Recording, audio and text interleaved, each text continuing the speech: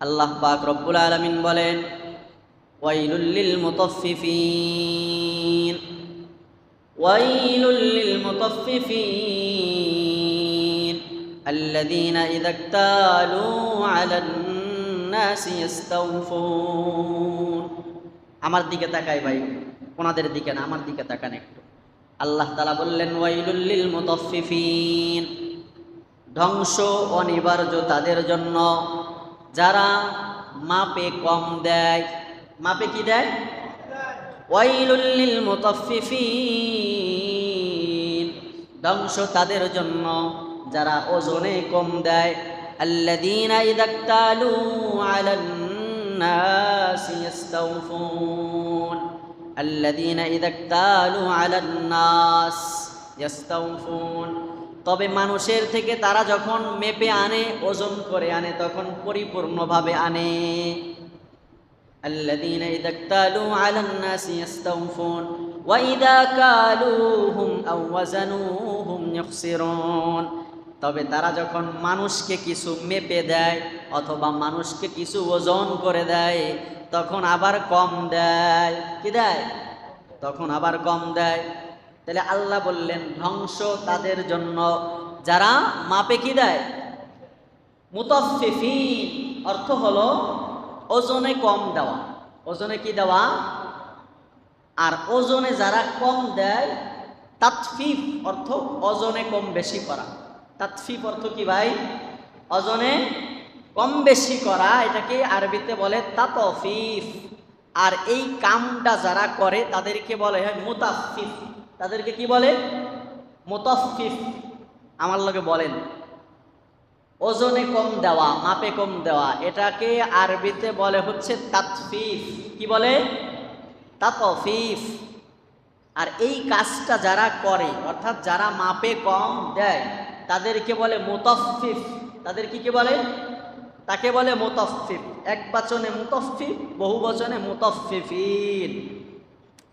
তাহলে আল্লাহ বললেন যে যারা ক্ষতিগ্রস্ত, তারা দুর্ভোগ তাদের জন্য, ধ্বংস তাদের জন্য যারা এক নম্বরে মানুষ থেকে মাপে কম দেয়। যখন মানুষের থেকে ওজন করে কিছু আনে, তখন আবার পরিপূর্ণ আনে। তখন আবার কি আনে? পরিপূর্ণ আনে। আবার মানুষকে যখন মেপে দেয়, ওজন করে দেয়, তখন কম দেয়। ওয়াইদা কালুহুম আও ওয়াজানুহুম ইখসিরুন, আল্লাহ বলেন, আলা, সাবধান, আলা ইয়াযুন্নু উলাইকা আন্নাহুম মাবউসুন, তারা কি এটা ধারণা করে না? এটা চিন্তা করতে পারে না? ইয়াযুন্নু, তারা একটু চিন্তা করতে পারে না? উলাইকা আন্নাহুম মাবউসুন, তারা তাদের রবের দরবারে জীবিত হয়ে আবার উঠবে। আমরা আমাদের রবের সামনে আবার জীবিত উঠবো কিনা ভাই? হ্যাঁ, মরার পরে যখন আমরা কবরে যাই, যাওয়ার সময় যে মাটি দেয়, তখন কি বলে? মিনহা খলাকনাকুম, মিনহা খলাকনাকুম ওয়া ফিহা নুঈদুকুম ওয়া মিনহা নুখরিজুকুম তারাতান উখরা। মানুষ যখন আমরা কবরে রাইখা মাটি দেই, তখন প্রথমে বলি মিনহা খলাকনাকুম, তার থেকে তোমারে বানানো হয়েছে, অর্থাৎ এই মাটির থেকেই তোমারে বানানো হয়েছে। ওয়া ফিহা নুঈদুকুম, আবার এই মাটিতেই তোমাকে ফিরে যেতে হবে। ওয়া মিনহা নুখরিজুকুম, আবার এই মাটির থেকে আল্লাহ তাআলা তোমাকে বের করবে। সুবহানাল্লাহ। ওয়া ফিহা নুঈদুকুম তারাতান উখরা, দ্বিতীয়বার আবার তোমাকে আল্লাহ পাক রব্বুল আলামিন এই মাটির থেকেই বের করবে।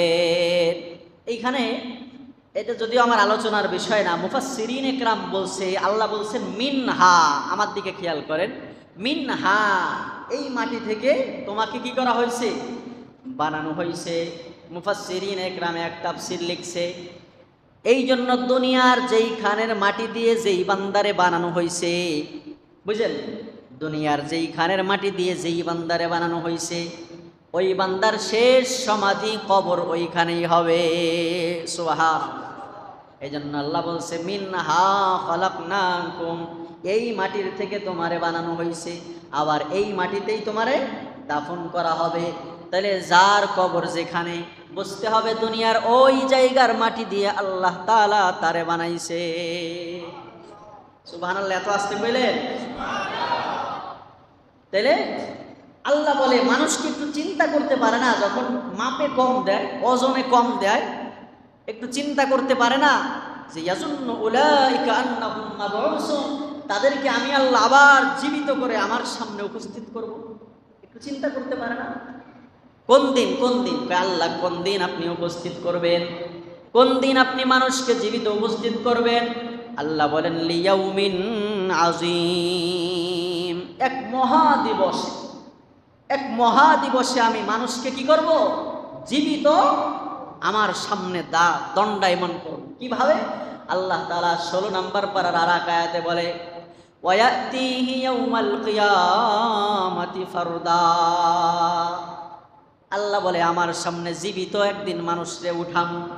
সেই দিন কোন দিন? আল্লাহ বললেন লিয়াউমিন আযীম, মহা একদিনে উঠাবো। তবে ওই দিন তার ভাই তার সঙ্গে থাকবে না, তার বোন তার সঙ্গে থাকবে না, তার মা বাবা তার সঙ্গ দিবে না। ওয়ায়াতিহি ইয়াউমাল কিয়ামাতি ফারদা, ওই কিয়ামতের ময়দানে আমি বান্দাকে একা একা উঠাবো। বান্দার একা একা আমি রবের কাছে আসা লাগবে, নেতারও একা আসা লাগবে। নেতার সাঙ্গ পাঙ্গ ওই দিন থাকবে না, থাকবে নি? থাকবে, তবে তাদের চিন্তায় তারা থাকবে। যেই নেতার পেছনে আজকে ঘুর করি, ওই নেতা বলবে আর তোর চিন্তা তুই কর, আমার চিন্তা আমারে করতে দে। কারণ ওয়ায়াতিহি ইয়াউমাল কিয়ামাতি ফারদা, আল্লাহ বলছে আমার দরবারে তোমাদের একা একা ফরদান একা একা উঠা লাগবে। এই জন্য আল্লাহ বলেন লিয়াউমিন আযীম, এক মহা দিবসে তোমাদেরকে আমার কাছে জীবিত অবস্থায় ওঠা লাগবে।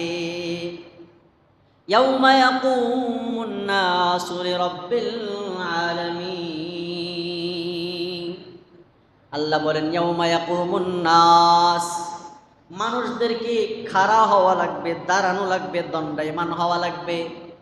লিরাব্বিল আলামিন, বিশ্ব জগতের প্রতিপালক আল্লাহর দরবারে। বিশ্ব জগতের প্রতিপালক কে? জগৎ সমূহের প্রতিপালক কে? তো এই জন্য ওজনে কম দেওয়া যাবে? হ্যাঁ, আমরা এই দোষে দোষী অনেকেই আছি না?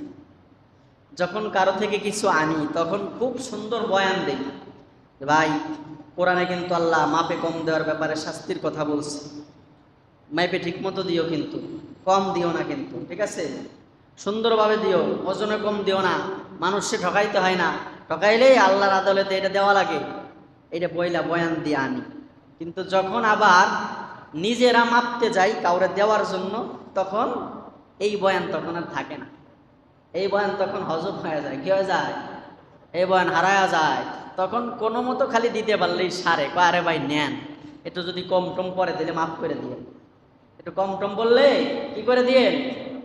মাফ করে দিয়েন। প্রত্যেকটা কাস্টমাররা যদি এই কথা বলে, একজন মানুষ, একজন ব্যবসায়ী চিন্তা করেন যে দিনে তার 100 কেজি বিক্রি হয়, কত কেজি? তো প্রতিটা কাস্টমার, 100 জন কাস্টমাররা যদি প্রতিটা কাস্টমারের এই বয়ানটা দিয়ে আল্লাহর রহমতে যদি 100 গ্রাম কম দিতে পারে, যে ভাই একটু কম টম গেলে কি করে দিয়েন? মাফ করে দিয়েন, তাহলে কত লাভ না হয়। এই জন্য যখন আনি আমরা তখন এই খুব ভালোভাবে বয়ান দিই কোরআন হাদিস দিয়া, আর যখন আবার কাউরে মেপে দেই তখন কি করি? তখন এই বয়ান হজব করে দেয়। এই জন্য আল্লাহ বলেন যে ওয়াইদা কালুহুম আও ওয়াজানুহুম ইউখসিরুন, বড় আশ্চর্য মানুষ তারা, হ্যাঁ, এরা ইমানদারও দাবি করে, আবার মানুষকে ওজনে কম দেয়, যখন মানুষের থেকে আনে তখন নিজেরা আবার পরিপূর্ণভাবে আনে। এখন এইখানে তো আল্লাহ পাক রব্বুল আলামিন শুধু ওজনের কথা বলছে। কিসের কথা? মাপের কথা, ওজনের কথা।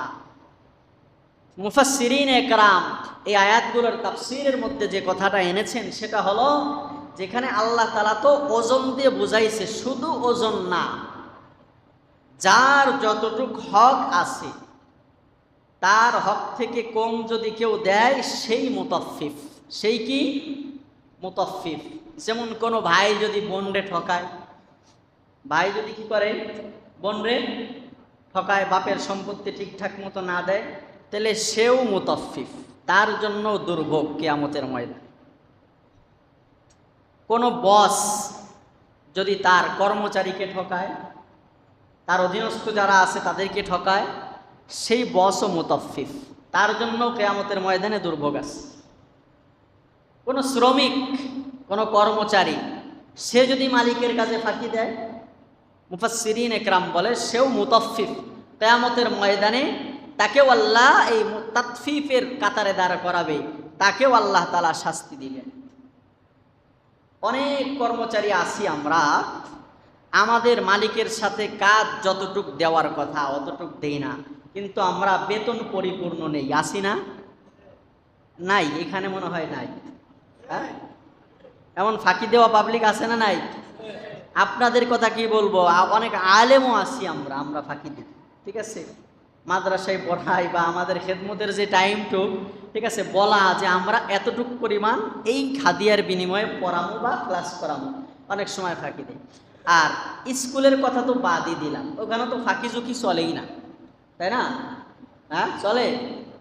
আমার এক উস্তাদ, উনি আলিয়া মাদ্রাসায় পড়াতেন, উনি বলেন যে আমার এক উস্তাদ আছে, উনি আল্লাহর বান্দা এখনো বেঁচে আছে, বুজুর্গ, মুসাল্লাম বুজুর্গ আলেম, মাদারীপুর বাড়ি ওনার হুজুরের। তো হুজুরে, উনি তখন প্রিন্সিপাল না, এখন ওই আলিয়া মাদ্রাসার প্রিন্সিপাল। তো হুজুরে যখন সাধারণ শিক্ষক ছিল, হুজুরে যদি 10টায় আসতেন তাহলে লিখতেন 10টা, হুজুরে যদি 10টা 20-এ আসতেন লিখতেন 10টা 20, হুজুরে যদি 9:30টায় আসতেন তাহলে লিখতেন 9:30টা। আবার বের হওয়ার সময় 4টায় ক্লাস শেষ, হুজুরে যদি 3:30টায় বের হতেন লিখতেন 3:30টা, 3:45টায় বের হলে লিখতেন 3:45টা, 4টায় বের হলে লিখতেন 4টা। এখন অন্য যে শিক্ষকরা আছে তারা সবাই ঢুকছে 10টায় আর বের হয়েছে 4টায়, পুরা মাস তাদের কোনো এই ব্যাপারে কোনো গাফলতি আলহামদুলিল্লাহ নাই। শুধুমাত্র আমার ওই হুজুরের আছে। ওই হুজুরের কি, এখন প্রিন্সিপাল সাহেব মাঝে মাঝে আসেন, কমিটির লোকজন মাঝে মাঝে আসে, এসে খাতা দেখে কয় যে এই মাদ্রাসার সবাই উল্টাপাল্টা, হুজুর একমাত্র আপনিই শুধু ঠিক আছেন, আপনি শুধু কি আছেন। কারণ এখানে আমরা দেখি যে প্রতিটা শিক্ষক 10টায় উপস্থিত, আবার 4টায় বের হয়েছে, খরুজ, হ্যাঁ, দাখিল আর খরুজ সবার টাইম টু টাইম, কিন্তু আপনারটাই শুধু গরমিল। তাহলে বিষয়টা আমাদের কাছে কেমন জানি একটু কি এলোমেলো লাগে। তো এরপরে ওনারা হিসাব কিতাব মিলিয়ে দেখে যে আসলে উনি বেঠিক না, উনিই ঠিক, উনি সত্যটা সত্যই লিখছে, উনি সাদারে কালো বানায় নাই, কালোরে সাদা বানাই নাই।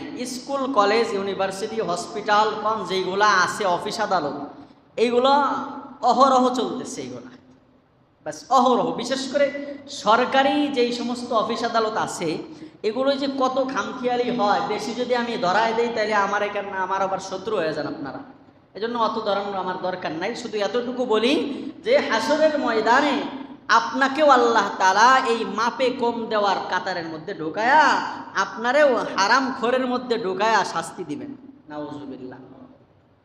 এজন্য আল্লাহ তাআলা আমাদেরকে হেফাজত করুন। আমার শর্তে যতটুকু আছে দেওয়ার অতটুকুই দিতে হবে আমাকে ভাই, নতুবা কিন্তু আমি এই ওজনে কম দেওয়ার কাতারে পড়ে যাব। আল্লাহ তাআলা আমাদেরকে হেফাজত করুক, সকলে বলি আমিন। আবার যেই সমাজের মধ্যে এই সমস্ত ওজনে কম দেওয়া বেড়ে যায়, সেই সমাজের মধ্যে আল্লাহ তাআলা কিছু শাস্তি একেবারে তাদের উপরে চাপায়াও দেয়, হাদিসের মধ্যে আছে। হযরতে আব্দুল্লাহ ইবনে আব্বাস রাদিয়াল্লাহু তাআলা আনহুমা উনি বলেন, আন আব্দুল্লাহ ইবনে আব্বাস রাদিয়াল্লাহু তাআলা আনহুমা قال খামসুন বিখামসিন, নবী আলাইহিস সালাতু ওয়াস সালামের কওল বলেছেন, কেউ কেউ নকল করেছেন, কিন্তু আমি যে হাদিস তেলাওয়াত করেছি এইখানে নবীর কওল বলে উল্লেখ করা হয় নাই। এইখানে বলা হয়েছে আব্দুল্লাহ ইবনে আব্বাস রাদিয়াল্লাহু তাআলা আনহুমা বলেছেন, মা যাহারাল গুলুলু ফি কওমিন ইল্লা আলকাল্লাহু ফি কুলুবিহিমুর রুউব। আল্লাহ তাআলা ইবনে আব্বাস রাদিয়াল্লাহু তাআলা আনহু বলেন, নবী আলাইহিস সালাতু ওয়াস সালাম বলেছেন, মা যাহারাল গুলুলু ফি কওমিন, যেই সমাজের মধ্যে, যেই জাতির মধ্যে আত্মসতের প্রবণতা বেড়ে যায়। কিসের প্রবণতা? আত্মসতের প্রবণতা বেড়ে যায়। আত্মসৎ বুঝেন না? হ্যাঁ, মাল আত্মসাৎ করে না, টাকা পয়সা আত্মসাৎ করে না, একজনের টার একজন অন্যায়ভাবে নিয়ে নেওয়া, এটাকেই তো আত্মসাৎ বলে নাকি আমাদের সাধারণ ভাষা। তাহলে আল্লাহর নবী বলেন, মা যাহারাল গুলুলু ফি কওমিন ইল্লা আলকাল্লাহু ফি কুলুবিহিমির রুউব।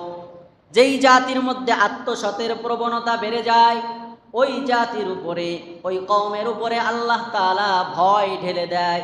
ওই কওমের অন্তরে, ওই জাতির অন্তরে আল্লাহ ভয় ঢেলে দেয়। তারা যদি ঈমানদার হয়, তারপরেও তাদের অন্তরে সবসময় শত্রুর ভয় থাকে।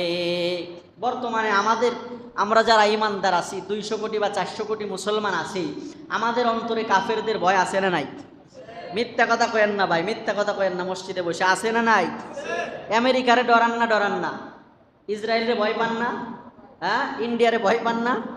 প্রতিটা মুসলমান, প্রতিটা ইমানদারি আমরা এই কাফেরদেরকে ভয় পাই কিনা? আমাদের সমাজে আত্মসৎ আছে না নাই? আত্মসৎ কম না বেশি? তাহলে আল্লাহর নবী বললেন, যেই জাতি আত্মসতের রোগে ভোগে, আত্মসৎ যেই জাতির মধ্যে বেড়ে যায়, ওই জাতির উপরে আল্লাহ তাআলা আযাব হিসাবে শত্রুর ভয় চাপায়া দেয়। আজকে ফিলিস্তিনে এত যে মার খাইতেছে মুসলমান, আরবের ধনকুবের দলালি যারা আছে, ওদের কি সম্পদের কম আছে? অস্ত্রের বল্লা কম আছে? কোনো দিক কমতি নাই। হ্যাঁ, ভূ রাজনৈতিক দিক থেকে বলেন, আন্তর্জাতিক রাজনৈতিক দিক থেকে বলেন, অর্থনৈতিক দিক থেকে বলেন, কোনো দিক থেকে আমাদের মুসলমান রাজা বাদশাহ যারা আছে মধ্যপ্রাচ্যে, তাদের কম আছে? কিন্তু এক ফিলিস্তিনকে সারা বিশ্বের ইহুদ খ্রিস্টান নাসারারা মারতেছে। এক ইরানের উপরে হামলা করে সারা বিশ্বের অমুসলিম এক হয়া, তারপরেও কেন কোনো কথা বলে না? কারণ ওই যে আত্মসতের প্রবণতা যে ঢুকছে, এই জন্য অন্তরে আল্লাহ শত্রুর ভয় চাপায়া দিছে। 2 নম্বর, নবী আলাইহিস সালাতু ওয়াস সালাম বলেন, ওয়ালা ফাশাজ জিনা ফি কওমিন ইল্লা কাসুরা ফীহিমুল মাউত। ওয়ালা ফাশাজ জিনা, আমার আপনার নবী দো জাহানের বাদশা মুহাম্মদুর রাসূলুল্লাহ